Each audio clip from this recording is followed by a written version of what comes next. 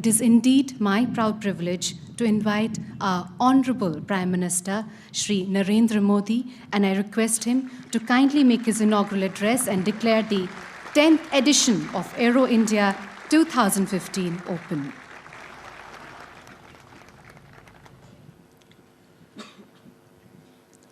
Sri Vajubhai Vala, Governor of Karnataka, Sri Siddaramaiah ji, Mukhyamantri ji, my minister colleagues, distinguished participants and guests. I am delighted to participate in the 10th edition of Aero India.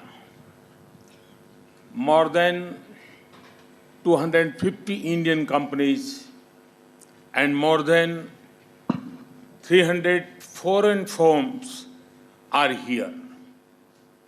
There are defense ministers, senior officials, and hundreds of business leaders from around the world. A big welcome to each of you. This is the largest ever Aero India. This reflects a new level of confidence within our country and global interest in India. Too many of you, India is a major business opportunity. We have the reputation as the largest importer of defense equipment in the world. That may be music to the ears of some of you here, but this is one area where we would not like to be number one. Our security challenges are well known. Our international responsibilities are evident. We do need to increase our defense preparedness. We do have to modernize our defense forces. We have to equip ourselves for the needs of the future where technology will play a major role.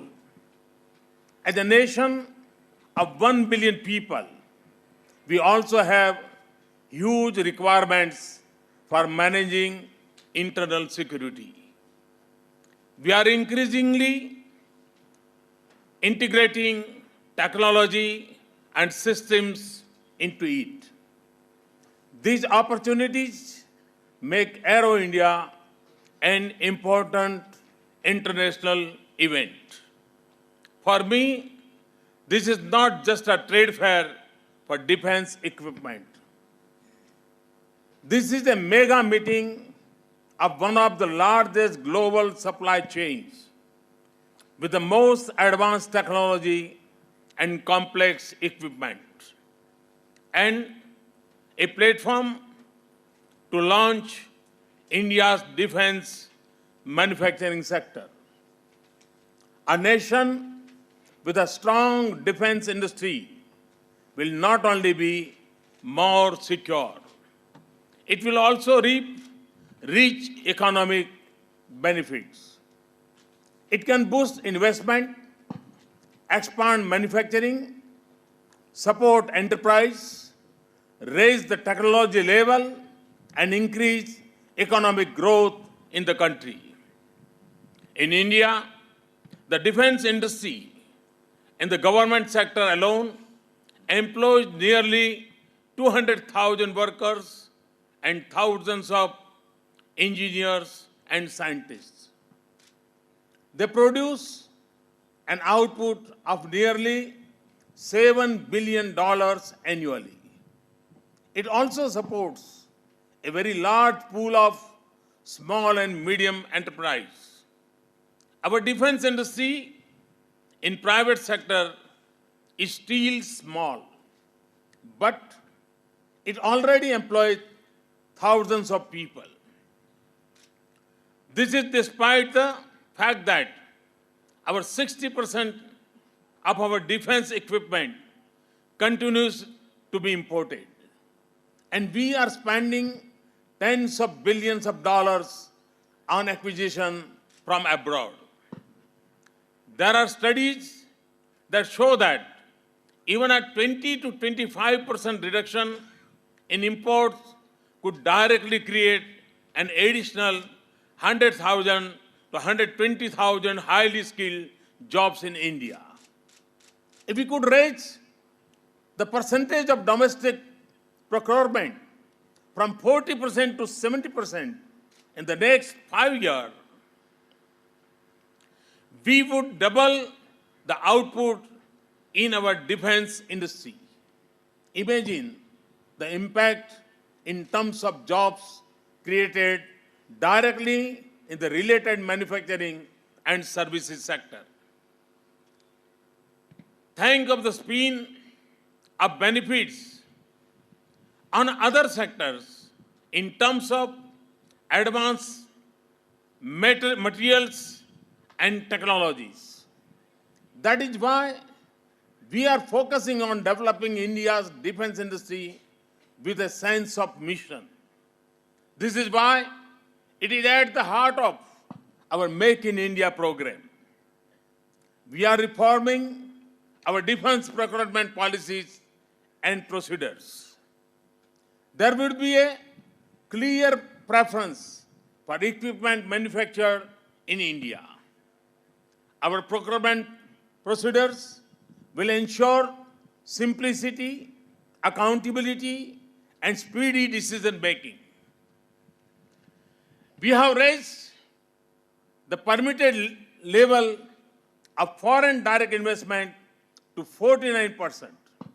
This can go higher in the project brings state-of-the-art technology. We have permitted investments up to 24% by foreign institutional investments. And there is no longer a need to have a single Indian investor with at least a 50% stake. Industrial licensing requirements have been eliminated for a number of items. Where it is needed, the process has been simplified.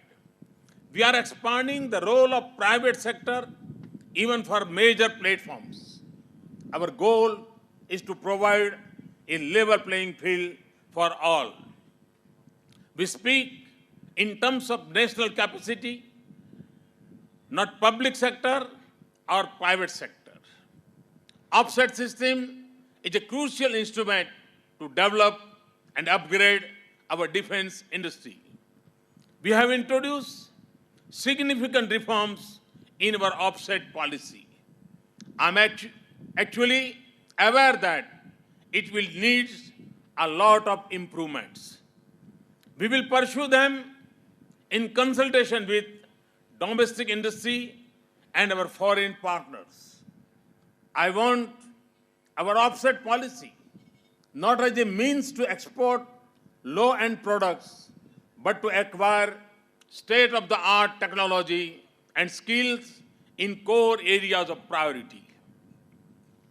Government support for research and development is essential for defense sector, and it should also be accompanied by degree of assure on purchase. We are introducing a scheme to provide up to 80% of funding from the government for development of a prototype in India. And we are also launching a technology development fund.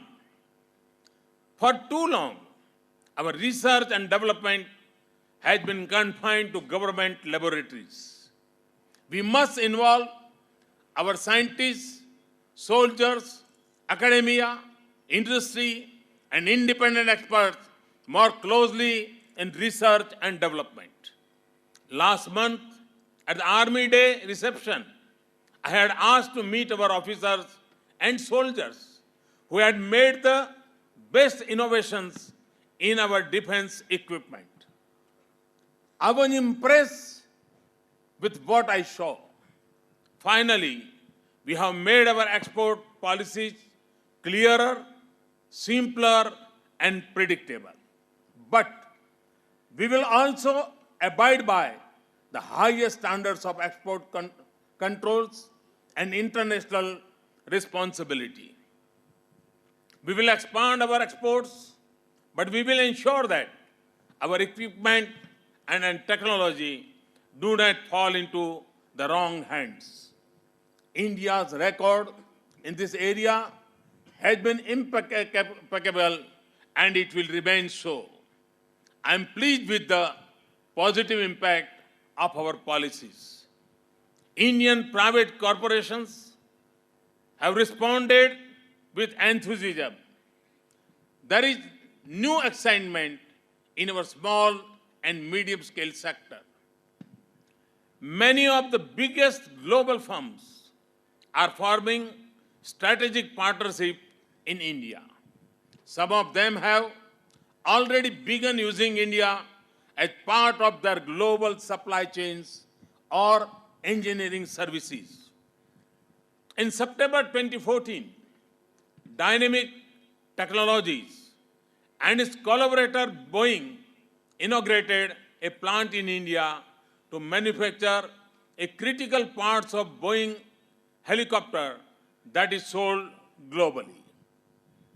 I understand that it was done a day after Make in India was launched. I am pleased to learn that the first set of parts is ready for shipment today. But we still need to do more. We have to further reform our acquisition and approval processes.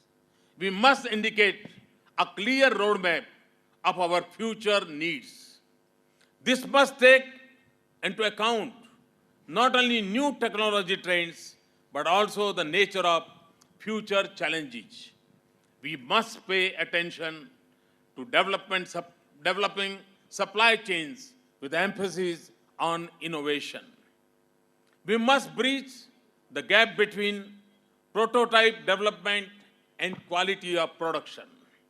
We must develop a financing system suited to the special needs of this industry. It is a market where buyers are mainly governments. The capital investments are large and the risks are high. We must ensure that our tax system does not discriminate against domestic manufacturers in comparison to imports. More broadly, our defense industry will succeed more if we can transform the manufacturing sector in India.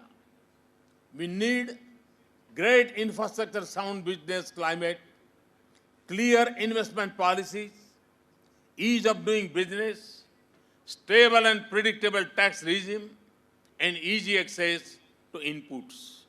We need a national industry that produces advanced materials and the most sophisticated electronics and the best engineering products. Over the last 8 months, we have worked hard to create that environment for you. Above all, we need a vast pool of highly skilled and qualified human resources for the defense industry.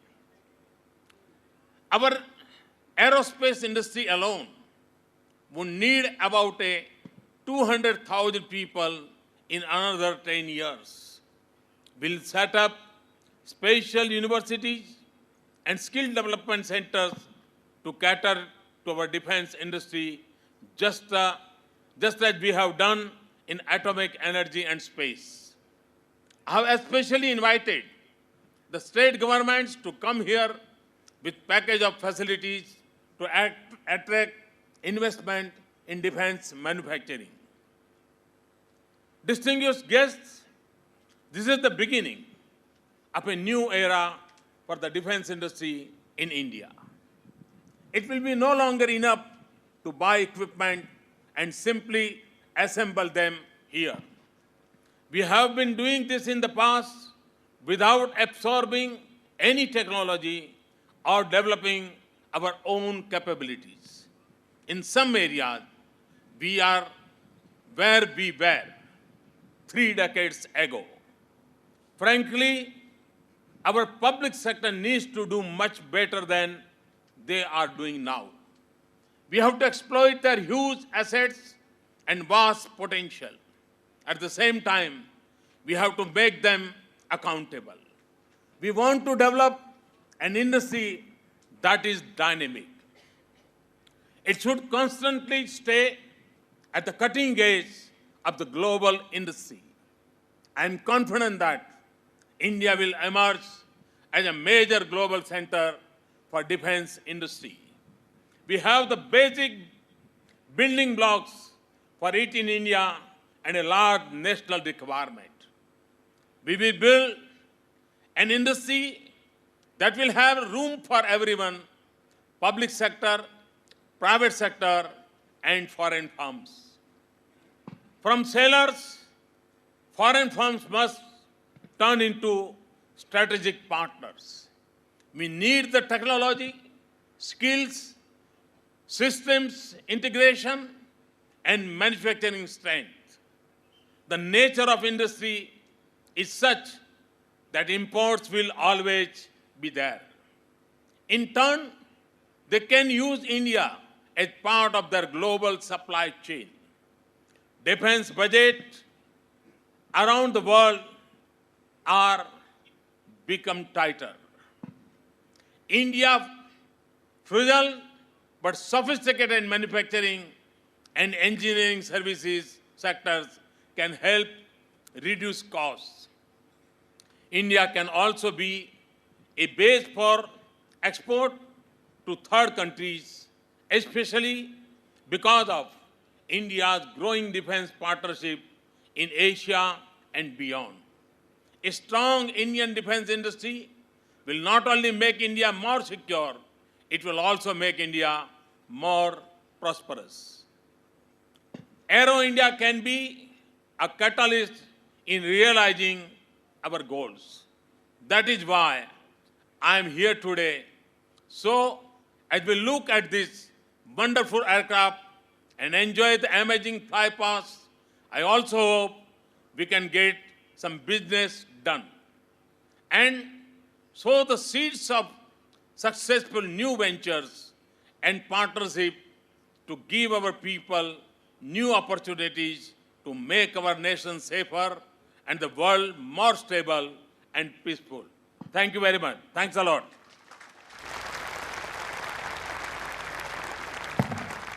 Thank you, Honorable Prime